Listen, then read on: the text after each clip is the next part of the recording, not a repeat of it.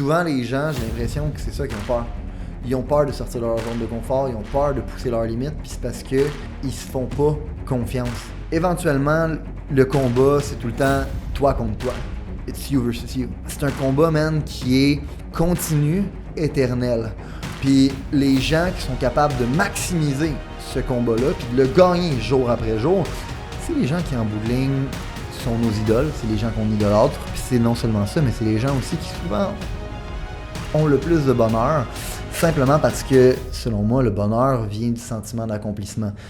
Hey, what's up guys? Vous écoutez Growing the Pack. Je suis votre animateur Julien Bournival, puis si vous êtes ici, c'est parce que vous avez compris une chose. Un autre niveau est possible. Un autre niveau de vie spirituelle, relationnelle, émotionnelle, financier. Un autre niveau est possible et c'est votre devoir d'essayer d'y accéder. Maintenant, vous pouvez continuer à blâmer votre boss, la lune, les étoiles si vous voulez, mais il n'y a rien qui va changer tant que vous déciderez pas de changer. Let's fucking get it! Hey, what's up guys? Bienvenue à un autre épisode de Growing the Pack avec mon boy Danick Lamoureux. C'est temps qu'on te trouve un surnom, bro. C'était quoi tes surnoms, hein? Ben, j'aime ça dire Danick Lamoureux, mais on dirait que Danikos Lamouretos, ça pourrait être cool aussi. Lamouretsky. Je sais pas si je veux partager, j'ai comme pas envie que ça refasse surface. Au secondaire, c'est Lamou. Lamou, qui a été transformé après ça en Lamoud. Pourquoi Lamoud? Et je sais pas. Il y a quelqu'un qui est arrivé. Tu sais, genre, le leader, quelqu'un qui décide que c'est ça, son nom, ça reste. Là. Le même gars qui apporte toutes les expressions puis que le monde stick. Je te dirais qu'en ce moment, c'est DK. DK. Ah, c'est vrai, DK. Avec mon boy DK. Ouais, j'aime mieux ça que Danikos Lamouretos maintenant qu'on en parle. Ok, on recommence. Fait que... Hey, what's up, guys? Un autre épisode de Growing the Pack et mon boy DK. Yo! Ça m'en prend un, moi, avec de même. DK, c'est cool, ça sonne. Boubou. Non, c'est un peu moins cool, ça. C'est un peu moins basse, je te dirais. Ça, bro, man, t'es rendu. Là, tu fais encore le 75 Hard? Phase 1? Ben, j'ai fini la phase 1. Okay. Là, dans le fond, je fais juste live hard. Parce que live dans le fond, hard. Le principe du 75 Hard, tu le sais déjà, puis ouais. la plupart des gens, j'imagine qu'ils le savent, là, mais tu sais, c'est plusieurs phases. Il y a le 75 jours initial, aussi il y a la phase 1 qui est 30 jours.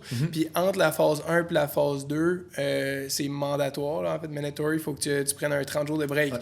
La réalité, c'est que la leçon que ça sert à t'enseigner, ça, c'est que c'est plus facile de keep it going que de get it started all over again. Comme tu parlais justement... Bro, quand j'ai fini mon 75 Hard la première fois...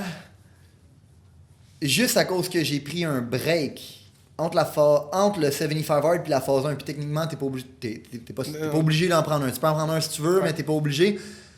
Ce break-là m'a complètement empêché de faire phase 1, phase 2, phase 3. On dirait que ça m'a...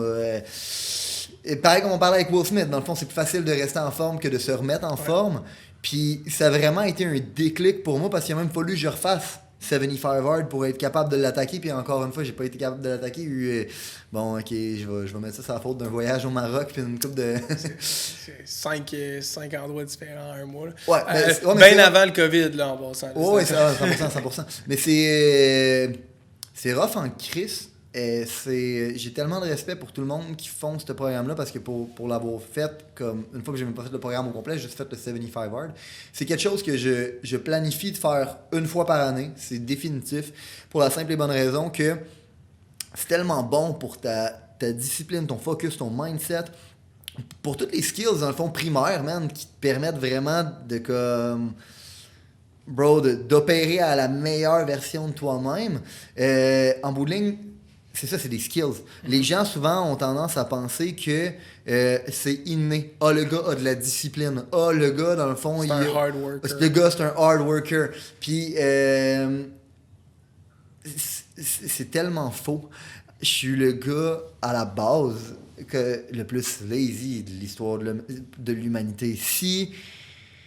Pour être une vidange, je suis capable d'être la meilleure vidange de l'histoire de l'humanité. Moi, rester écrasé sur un divan, man, fumer des joints, je suis vraiment capable de le faire à un haut niveau de performance. Je suis vraiment sur la coche à faire ça. Puis, je pense tout le monde peut autant être une moins bonne version de lui qu'être une bonne version de lui. C'est le genre de programme qui qui justement te programme à continuellement être la meilleure version de toi parce que tu n'acceptes pas les excuses de toi-même, donc tu n'acceptes pas les excuses des autres, fait que tu deviens une meilleure version de toi, pour les gens autour de toi, t'amènes l'identité de tout le monde d'augmenter. Moi, c'est vraiment... c'est quoi que je trippe, man, mais là... J'ai 3 personnes qui m'avaient écrit quand c'est du monde qui avait fait le 75 avec nous autres, puis quand ils ont vu que j'étais sur la phase 1, ils ont fait mon esti, genre, puis let's go, puis ils ont commencé, puis ils l'ont fini, puis c'est beau à voir. Comme tu dis, c'est ton identité, puis celle des autres autour de toi, parce que c'est la loi de l'association aussi. 100%. Puis c'est un peu de ça, en fait, qu'on voulait parler aujourd'hui, parce que on se rend compte que, bon, à travers tous les podcasts qu'on a fait, tous les podcasts, on en a juste fait, 3, 4, je sais même pas exactement où est-ce qu'on est rendu, parce qu'on a arrêté de faire le décompte parce que Gâteau, il aimait pas ça. Mais en bout de ligne, je sais plus exactement auquel on est rendu, mais je me rends compte que souvent, le monde écoute ça, puis il se dit, c'est bien beau, mais... Moi, ouais, exactement, moi, encore une fois. Mais comme, ouais, mais moi, qu'est-ce que je fais? Moi, dans le fond, je peux pas. Moi, si, moi, ça. Moi j'ai, tu sais, comme, il se trouve des excuses pour justifier le fait qu'ils ne prendront pas action sur les choses qu'on a dit, même s'ils trouvent que ça fait du sens, simplement parce que leur réalité actuelle est plus confortable que d'être prête à faire un effort, à essayer de changer. Je sais pas si tu comprends. Non, mais ça repart, mettons, au concept de pain and pleasure. Ouais, en le fond, c'est de comprendre à l'essence comment que notre... J'avais fait un post aussi sur Instagram par rapport à ça, c'est de comprendre comment que le cerveau fonctionne, puis que c'est toujours dans le but de t'éloigner de la douleur et de te rapprocher du plaisir. Fait que souvent, les gens sont juste, je crois, pas capables de comprendre ça, donc par le fait qu'ils sont pas conscients de ça, peuvent pas prendre avantage de ça, mais que derrière chaque douleur se cache du plaisir. Ouais, c'est une question de neuroassociation que tu fais dans ta tête, puis Ray Dalio, je trouve qu'il l'explique tellement bien en expliquant qu'il y a toujours plusieurs niveaux de conséquences à une chose. Puis la plupart des gens, ce qu'ils font, c'est qu'ils regardent le premier niveau de conséquences de toute chose, comme aller au gym. Aller au gym, on s'entend que, tu le sais que quand tu vas au gym, dans le fond, tu vas avoir une meilleure santé physique, une meilleure santé mentale, puis il va y avoir plein de produits dérivés de tout ça. À moins que tu fasses partie du mouvement Body Positive. Exactement, parce que c'est vraiment dangereux d'aller s'entraîner. Faut pas que tu prennes soin de ta santé, man. Faut pas, non, si jamais tu vois tes as, puis après ça, 2 mois plus tard, tu les vois plus, ta confiance, oublie ça, c'est fini. Exactement, tant qu'à ça, t'es bien mieux de rester chez vous à manger des crises de whippets. Fais ça, ça va être mieux. Ça existe encore des whippets, c'était en 88, ça existait. C'est pas, non, ok. Reste chez vous. Tu t'en vas au gym, tu sais que... Mais c'est ça, c'est que la plupart du temps, le monde, qu'est-ce qu'ils vont faire? Ils vont se dire, OK, aller au gym, ça représente quoi? Puis là, je sais qu'on peut pas aller au gym en ce moment, puis justement, c'est encore plus un point, c'est que tu dois innover ou tu dois repenser ta façon de t'entraîner, mais disons dans un cas après COVID ou avant COVID, aller au gym, qu'est-ce que ça représente? Ça représente qu'il faut que tu ailles dans ton char, peut-être que tu déneiges ton char si on est en plein hiver. Ça veut dire, dans le fond, que tu vas avoir fret. Ça veut dire que tu vas prendre du temps dans ton horaire puis que tu feras rien d'autre que de t'entraîner. Ça veut dire aussi que tu vas être raqué demain. Ça veut dire plein de choses qui ont l'air inconfortables quand tu regardes le premier niveau. Mais quand tu regardes le deuxième niveau, tu te rends compte que ça va te donner une meilleure santé physique, une meilleure santé mentale. Ça va te permettre d'avoir plus d'énergie. Puis le troisième niveau, c'est que si tu as tout ça, Chris, tu vas avoir plus de confiance, tu vas être capable d'être plus productif dans toutes les autres sphères de ta vie. Fait que le problème, c'est que les gens y attendent de sentir la motivation avant de commencer à prendre action. Mais ils comprennent pas que la motivation vient en le faisant. Je pense que la meilleure expression, c'est l'appétit vient en mangeant. C'est la même crise d'affaires, man. Dans le fond, le bonheur vient en faisant les choses, tu comprends? Puis, réellement, ils attendent d'avoir le spark. Ils attendent d'avoir la motivation. Ils attendent comme si, encore une fois, ce serait une illumination du Saint-Esprit, puis c'est un sauveur qui allait leur donner cette envie-là de prendre soin d'eux. Ils attendent que tout soit parfait. Oui.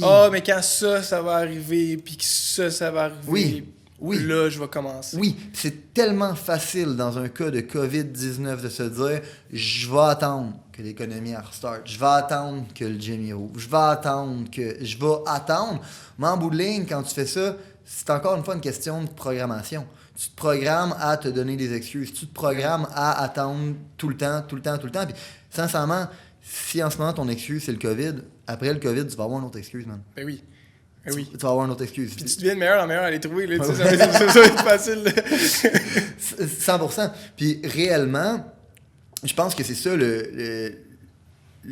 une grosse partie du message qu'on essaye de donner dans les derniers podcasts, puis que j'ai l'impression qu'il y a des gens qui sont pas capables de saisir, c'est que bro, la pensée magique, ça changera pas les choses. Puis rester chez vous puis attendre que les choses s'améliorent ne feront pas améliorer les choses. Puis dans le fond, te dire je vais attendre que, ben ce n'est pas prendre responsabilité de ta situation. Puis réellement, c'est ça le principe du podcast. Puis ce que j'ai l'impression que les gens comprennent pas, c'est qu'il n'y a pas personne qui est né avec la discipline de décider de prendre action. C'est un muscle qui est bâti à travers des petites actions qu'on refait à tous les jours. Puis ça vient, en fait, ça vient de ta capacité, je pense que je viens de le trouver, ça vient de ta capacité à te faire confiance au fait que tu vas être capable de le faire. Si on revient à une couple d'épisodes avant, on parlait que les gens ont peur de l'échec. Puis vu qu'ils ont peur de l'échec, ils ont peur de prendre action. Puis pourquoi ils ont peur de l'échec? C'est parce qu'ils n'ont pas appris à se faire confiance. Puis pourquoi ils n'ont pas appris à se faire confiance? C'est parce que tabarnak, ils sont pas capables de respecter les promesses qu'ils se font à eux-mêmes, man. C'est qu'éventuellement, ça fait combien de fois qu'ils se disent qu'ils vont faire une diète? Ça fait combien de fois qu'ils se disent qu'ils vont aller au gym? Ça fait combien de fois qu'ils se disent qu'ils vont step up? Ça fait combien de fois qu'ils se disent, man, qu'ils vont faire le saut, man, dans la chose qu'ils veulent faire depuis qu'ils sont jeunes, qu'ils vont se lancer leur channel YouTube, qu'ils vont devenir des acteurs, qu'ils vont commencer à apprendre un nouvel instrument. Peu importe c'est quoi que ça fait des années qu'ils se disent qu'ils vont faire, ben ils le font pas. Puis à cause qu'ils le font pas, ils savent qu'ils se mentent à eux-mêmes. Puis vu qu'ils savent qu'ils se mentent à eux-mêmes, mais qu'est-ce qu'ils font, man? C'est qu'éventuellement, ils se regardent dans le miroir, puis ils se disent, bro, tu vas pas vraiment aller au gym. Bro, tu vas pas vraiment comme faire une diète. Mon top. Mon top. Vas-tu vraiment genre t'empêcher de manger de la malbouffe pendant 30 jours? Mais non, mon top. Et là, exact. Puis ça, c'est le problème. C'est que ça vient du self-confidence. Ça vient de la relation que tu as avec toi-même. Puis je pense qu'on en parlait dans une couple de podcasts aussi de Will Smith, dans le fond, la course qui est un combat envers soi-même. Bro, tout est un combat envers toi-même. Et la journée que j'ai appris ça, c'était quand je faisais du judo. Puis tous les sports, en fait, j'ai fait une couple de sports de combat, mais principalement du judo. Ça, j'en ai fait comme pendant comme près une dizaine d'années. Puis la journée que j'ai compris que le combat, c'était pas contre l'autre adversaire, c'était contre moi. C'était moi genre, how bad I wanted to win. Tu comprends à quel point j'étais prête à continuer à souffrir, à quel point j'étais prête à continuer à manger des coups, à quel point j'étais prête, dans le fond, à sortir de ma zone de confort. Tu sais, quand à un moment donné, t'es à bout de souffle, là, donc c'est tout, il y a un deuxième souffle qui embarque après ça, tu comprends? C'est là que la vraie magie, elle arrive, parce que toutes les... tout ce qui vaut la peine d'être bâti vient à travers de la souffrance. Si tu vas au gym, okay, quand tu vas aller au gym pour la première fois, ça fait 1 an que tu n'as pas été ou 6 mois, il y a des fortes chances que le lendemain, tu sois raqué. Mais est-ce que le lendemain, quand tu vas être raqué, tu vas te dire « Holy shit, j'ai mal aux muscles, hey, ça veut dire que c'est pas fait pour moi. » Non, mais tu comprends? Non, c'est pas ça que tu vas dire. Tu vas dire « Ok, dans le fond, j'ai mal, ça veut dire que j'ai forcé, man. Ça veut dire que mon muscle a déchiré, j'ai fait une déchirure, puis cette déchirure-là, qu'est-ce qu'elle fait? Elle fait place à une croissance, tu comprends? Puis éventuellement, cette souffrance-là donne toujours une croissance. C'est ça que la neuroassociation, que les gens n'ont pas été capables de faire, c'est parce qu'ils n'ont jamais été capables de push through the pain. Ils ont toujours senti la souffrance, puis ils ont senti ça comme étant un signe que... faut que j'arrête. Ça veut dire qu'il faut que j'arrête, exactement. C'est un signe que ça veut dire que c'est pas fait pour moi, puis ça veut dire que je devrais abandonner. Puis ça, tout ce que ça fait, c'est que ça leur enseigne pas que... la croissance est de l'autre côté de la souffrance. Et exact. Une fois que tu l'as passé, à cause qu'ils n'ont pas été capables de s'enseigner ça, ils sont pas capables de respecter leurs propres promesses. Puis vu qu'ils sont pas capables de respecter leurs propres promesses, ben ils se font plus confiance à d'être capables de prendre action.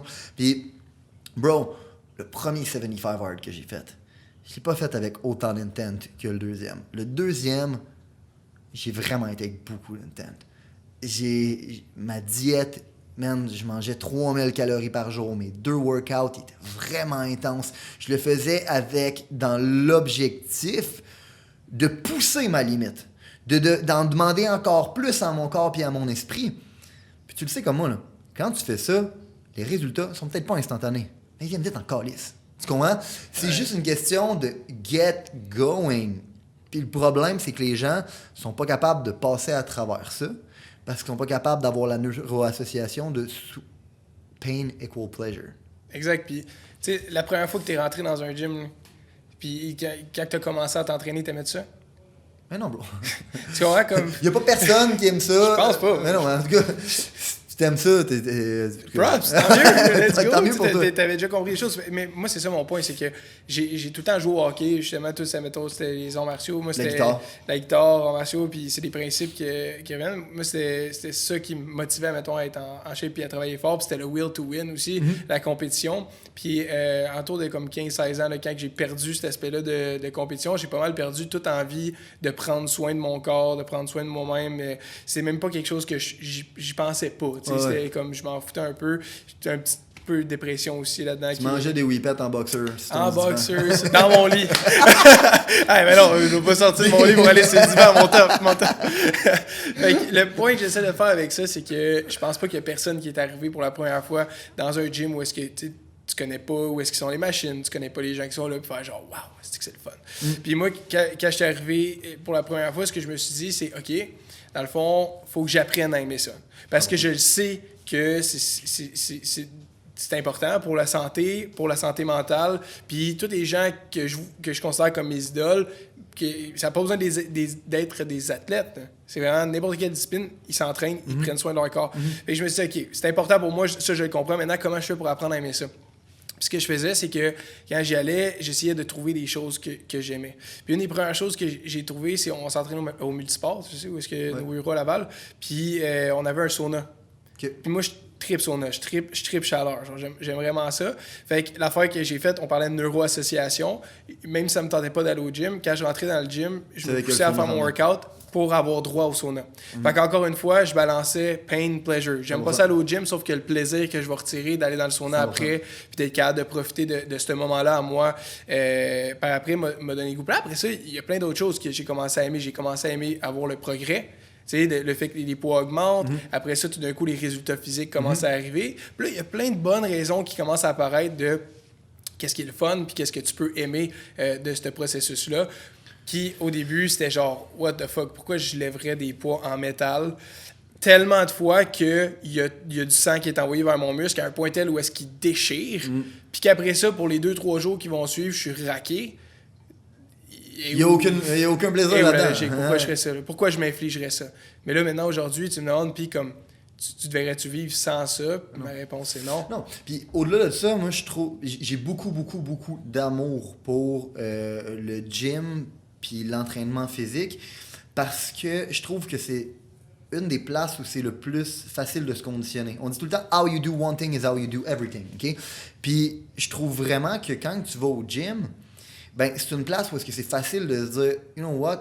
Je vais pousser un peu plus. » Parce que c'est ça le but du gym. Tu comprends? Le but du gym, c'est d'en mettre plus, c'est de forcer un peu plus. Ouais. Puis réellement, d'où justement de nos valeurs qu'on a dans le business, qui est one more rep, un de nos principes qui est tout le temps, dans le fond, fait une répétition de plus. Puis de faire ça au gym, c'est la place où c'est le plus facile de se programmer. C'est facile quand tu as déjà le poids dans les mains, man, de te dire, tu sais quoi, j'ai dit que j'allais en faire 12, je vais en faire 13. Parce qu'on le sait que c'est la 13e qui est payante. Puis c'est même pas la 13e, c'est la 14e, c'est la 15e. C'est celle que tu te pousses, tu n'es même pas capable de faire au complet, même, qui est payante. Tu comprends? Puis réellement, c'est un principe qui est universel. Mais c'est un principe qui est facile à appliquer au gym. Puis c'est un principe où est-ce que, en fait, c'est un environnement dans lequel tu peux réellement programmer tous tes behaviors, puis des behaviors qui sont de pousser ta limite. Puis souvent, les gens, j'ai l'impression que c'est ça qu'ils ont peur. Ils ont peur de sortir de leur zone de confort, ils ont peur de pousser leurs limites, puis c'est parce que ils se font pas confiance. Puis, dans le fond, si... Je pense que la meilleure façon dont je pourrais l'expliquer, puis si on peut comme wrap it up, c'est que éventuellement, le combat, c'est tout le temps toi contre toi. It's you versus you. It's you against you. Pareil comme dans un combat d'arts martiaux, pareil comme dans une course, pareil comme quand tu vas au gym. Dans le fond, le combat, c'est tout le temps la version de toi d'hier contre la version de toi de demain. Puis éventuellement, c'est un combat... Deep. C'est un combat, man, qui est continu puis éternel. Puis les gens qui sont capables de maximiser ce combat-là puis de le gagner jour après jour, c'est les gens qui, en bout de ligne, sont nos idoles. C'est les gens qu'on idolâtre. Puis c'est non seulement ça, mais c'est les gens aussi qui, souvent, ont le plus de bonheur, simplement parce que, selon moi, le bonheur vient du sentiment d'accomplissement. Puis le fait de savoir que tu as été capable de battre la version de toi d'hier, puis que demain, tu vas probablement être capable de la battre encore, puis encore, puis encore. Parce que c'est une question de culture, puis c'est comme ça que tu vis, puis c'est comme ça que tu es programmé. Ben non seulement tu vas atteindre des niveaux que tu croyais impossibles à atteindre, puis probablement même que tu étais incapable de visualiser au départ. Dans le sens que, on en parle d'une fois, la première fois que tu vas au gym, tu vois quelqu'un mettre 2 plates, puis tu as de la misère à mettre 35 livres, tu as de la misère à mettre 25 livres, tu te dis, c'est impossible, c'est hors de ma conception. Mais à un moment donné, à force d'en mettre plus, d'en mettre plus, d'en mettre plus, d'en mettre plus, c'est là que tu gagnes la confiance, c'est là que tu gagnes, dans le fond, le momentum. C'est ça que je voulais dire. C'est un momentum 100%. Creator. Tu commences ta journée avec ce one more rep mentality-là. Là. Puis c'est pour ça que je prône plus s'entraîner le matin que le soir. Là. 100%. Mais tu commences ta journée avec une win. Tu crées ton momentum pour la journée. Puis direct là, c'est que ça te tentait ou que ça te tentait pas d'aller. La bonne chose, c'est que tu as fait quelque chose qui te tentait pas. Tu commences tout de suite à créer ton momentum. Puis ça, c'est un concept que David Goggins il appelle son cookie jar. Qu'il appelle. Fait qu'il dit, dans le fond, tu sais, mettons, tous les principes sont les mêmes, OK? T'as cookie jar, t'as pressure's a privilege, pourquoi j'oublie ça? Le Tim Grover.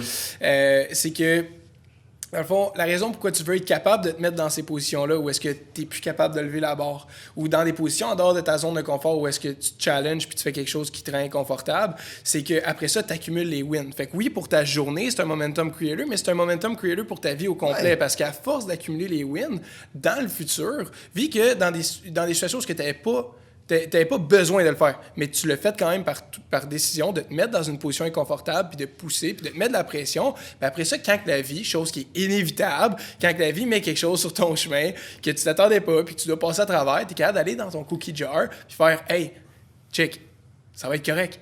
J'ai déjà accompli ça, j'ai déjà fait ça, j'ai déjà fait ça. Il y a déjà des moments dans ma vie où est-ce que ça s'est arrivé, puis j'ai réussi à m'en sortir. Sais-tu quoi? I'm gonna fucking do it. » 100%.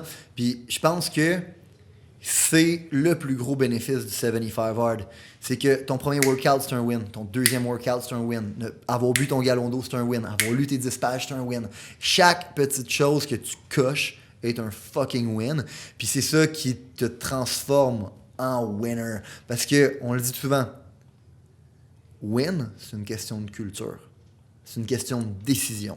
C'est une décision que tu fais dans ta tête de je vais réussir, je vais y arriver, je vais surmonter les choses, puis je vais surmonter les obstacles, puis le 75 Hard te met dans un momentum. Fait que si je peux donner comme un conseil pour tout le monde qui nous écoute, c'est attendez pas que les circonstances soient idéales. Ils seront jamais. La seule chose que vous avez besoin de faire, c'est de commencer. Plain and simple. Pareil comme l'appétit vient en mangeant, le succès vient en commençant. Get a small wins. Ouais. Puis winning, c'est rien qu'une question de culture. Programmez-vous à en demander plus à votre corps, à demander à votre corps et à votre esprit, puis à respecter les promesses que vous faites. Puis je vous garantis une chose, votre vie va s'améliorer. Si vous avez considéré que l'information, les principes, les valeurs qui ont été partagées aujourd'hui ont une certaine utilité dans la vie, vous allez non seulement vouloir appliquer les concepts, mais vous allez surtout vouloir les partager. Et partager à un ami, partager à une connaissance, partager à quelqu'un qui en a besoin. Growing the Pack, c'est avant tout un mouvement qui grandit à travers les gens qui fait grandir. C'est un mouvement qui permet de créer les leaders de demain. C'est seulement grâce aux gens comme vous qui comprennent que le développement du leadership est notre plus gros enjeu qu'on va réellement faire avancer les choses. Je vous remercie pour votre temps. Let's grow the fucking pack!